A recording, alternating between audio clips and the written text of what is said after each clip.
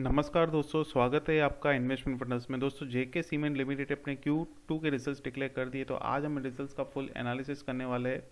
तो सबसे पहले क्वार्टर ऑन क्वार्टर रिजल्ट्स देख लेंगे, फिर पूरे 6 महीने के रिजल्ट्स देख लेंगे कि वो कैसे है। तो अगर हम क्वार्टर ऑन क्वार्टर रिजल्ट्स की बात करें दोस्तों, तो ये जो यहाँ पे टोटल फिगर्स ये है वो लैक्स में है, तो मैं आपको इनको करोड़्स में कन्वर्ट करके बताऊँगा। तो जैसे लास्ट ईयर अगर मैं बात करूँ 2020 की, तो कंपनी का जो टोटल इनकम था वो था 1662 करोड़, वो इंक्रीज़ हो गया है 1942 करोड़ का। वहीं टोटल एक्सपेंसेस की बात करें दोस्तों, तो यहाँ पे कंपनी के जो टोटल एक्सपेंस है वो है 1338 करोड़ के टोटल एक्सपेंसेस है लास्ट ईयर, वो इंक्रीज़ होकर हो गया 1732 करोड़। तो दोस्तों, कोई भी टोटल एक्सपेंसेस जब इंक्रीज़ होते हैं तो ये कंपनी के लिए अच्छी बात नहीं होती, क्योंकि क्या यार कंपनी का जो नेट प्रॉफिट है उस पर इम्पैक्ट आता है। तो अगर यहाँ पे टोटल एक्सपेंस इंक्रीज क्यों है वो भी हमें देखना चाहिए।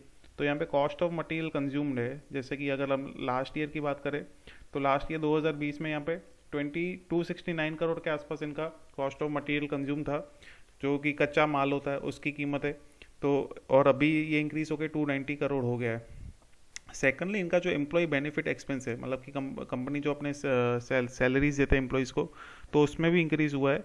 तो लास्ट ईयर ये 109 करोड़ था, वो इंक्रीज़ होकर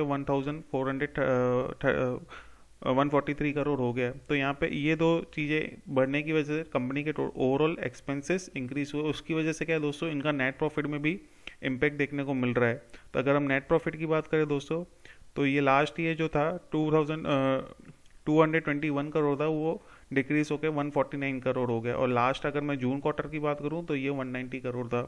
तो आप देख रहे हैं दोस्तों कि यहाँ पे सेल्स तो लगातार इंक्रीज हो रही है, लेकिन कंपनी के खर्चे बनने की वजह से क्या है था कि उनको जो नेट प्रॉफिट है वो डिक्रीज हो रहा है। और दोस्तों, अगर पूरे 6 महीने के रिजल्ट की बात करें तो लास्ट ईयर इनका 2687 करोड़ था, वो इंक्रीज होके इनका जो सेल्स हुआ है वो है 3684 करोड़ हुआ है।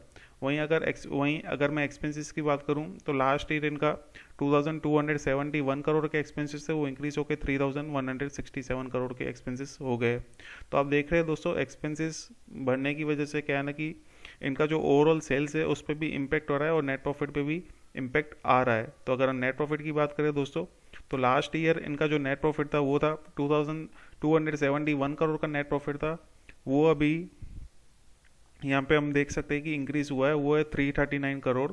क्योंकि इनके जो ओवरऑल एक्सपेंसेस 6 महीने की अगर क्वार्टर ऑन क्वार्टर देखें तो एक्सपेंसेस में इंक्रीज हुआ है, लेकिन अगर ओवरऑल 6 महीने की बात करें तो कहीं ना कहीं कंपनी ने अपने एक्सपेंसेस जो है वो रिड्यूस किए हुए हैं, इसलिए जो इनका नेट प्रॉफिट है वो हमें मार्जिनली इंक्रीज देखने को मिल रहा है as compare to last year. दोस्तों, अगर कंपनी के अगर कुछ रेशियोज की बात की जाए, जैसे इनका रिटर्न ऑन इक्विटी है वो है 21% का, रिटर्न ऑन कैपिटल 20% का, तो ओके हम बोल सकते हैं कि इनका रिटर्न ऑन कैपिटल यानी इक्विटी है। वहीं डेट टू इक्विटी इनका 0.97 है, जो कि लेस देन 1 है, तो एक ठीक है, मतलब पॉजिटिव चीज़ है कंपनी के लिए। अगर हम टोटल प्रमोटर्स होल्डिंग की बात करें तो 57% का प्रमोटर्स होल्डिंग है वहाँ, उसमें से प्लेज परसेंटेज कुछ भी नहीं है। तो प्लेज जो है इनका 0 है, मतलब कोई भी शेयर गिरवी नहीं है।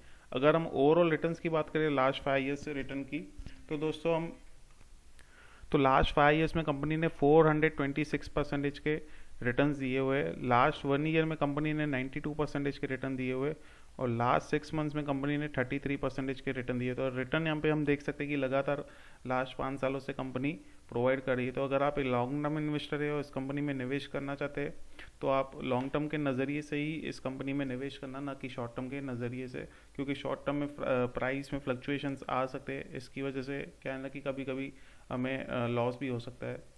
तो आशा करता हूँ दोस्तों कि ये वीडियो आपको पसंद आया। अगर ये वीडियो पसंद आए तो इस वीडियो को लाइक करना। अगर आपने इस चैनल को अभी तक सब्सक्राइब नहीं किया तो सब्सक्राइब जरूर करना। धन्यवाद।